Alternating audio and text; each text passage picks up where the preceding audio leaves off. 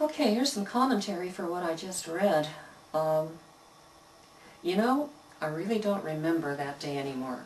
I remember reading this entry about it some time ago. So I only remember remembering it. I don't remember it directly. Matter of fact, it's amazing as you go along through this process after 20 years, how so much of it, because you don't want to remember it, you don't want to think about it, you want to move on to the new life, how much of it just drifts away into the background and is lost. Now, it may be in there somewhere, but I don't think I could consciously call it up.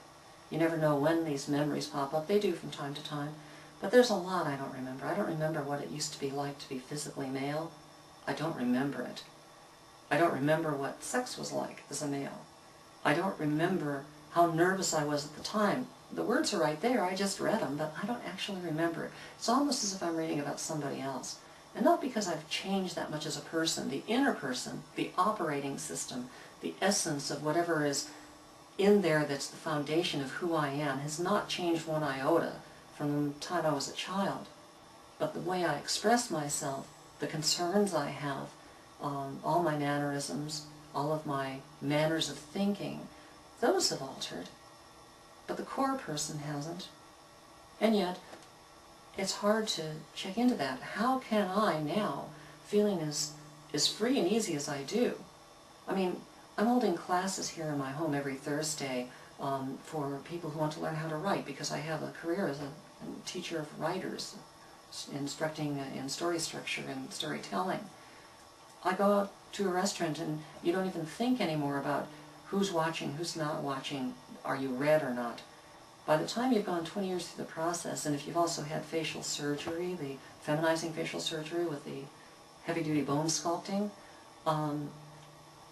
if you've let yourself go, if you've let go what you thought was your personality, which is the hardest thing in the world to do, is let go of who you think you are.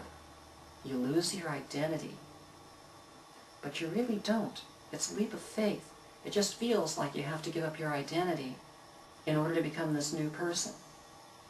And you hold back. You go only so far. You play the role. You allow yourself to fall into it till it becomes second nature, but not your true nature, because you're still holding back. Nobody wants to lose your identity. That's like dying. It's like ceasing to exist. So you might totally reform yourself from one gender to another, but you still hold on to that core identity and you're afraid to let it go. It took me, well, almost 20 years before I was finally able to let go of the last of it. And I never could have done it unless I hadn't had the facial surgery on top of everything else. It needed all that in addition.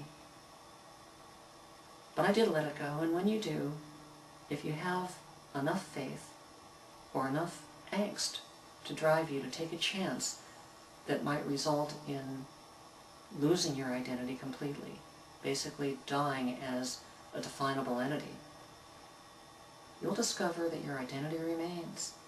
In fact, it was always there. You just weren't in touch with it, and all you've done is shed your skin. There's a lot of stuff about going into a cocoon and coming out of it a different person, chrysalis, you know. Even when you go for facial surgery, there's a halfway house called cocoon house, okay? And that is all about coming out a new person. But I'll tell you, I've seen people come out of there that still look like guys in drag, still talk like truck drivers in tutus. It happens. I don't think it's because they're any less legitimate, but they're less willing to let go, less willing to die as a persona. Personas have a survival instinct too, and until you're ready to let it go, you can't really totally transcend the experience. In this section, it's a funny little thing that I just read. It's done in an interesting narrative style. I might write again in that style, but I do remember that when I was writing this, I was trying to be witty. I was trying to be clever. I was trying to be of value to others so that it would compensate for the nature of what I was doing. I figured if I could write a tale about it that was so fascinating and intriguing and riveting and involving that people were moved by it, then maybe they would excuse me, give me amnesty for having turned out to be one of those weird, strange, mixed-up, crazy people who call themselves transsexuals. Didn't really need to do that. But the one thing I note about this is, as good as the prose might be, it's coming from a very rationalized position, not a true expression of self. Then again, how many people who write, how many authors are there out there who really just express themselves without fear? Only a handful. The rest of them are always concerned with image, and it affects the style and the substance of what they have to say. Still in all, everything I described was true. It happened as it happened. Nothing in there was embellished. It really felt like that as I went through it as best as I can recall, though I can't get into the mood of it. I know at the time I wrote it, I was being as honest as I could be.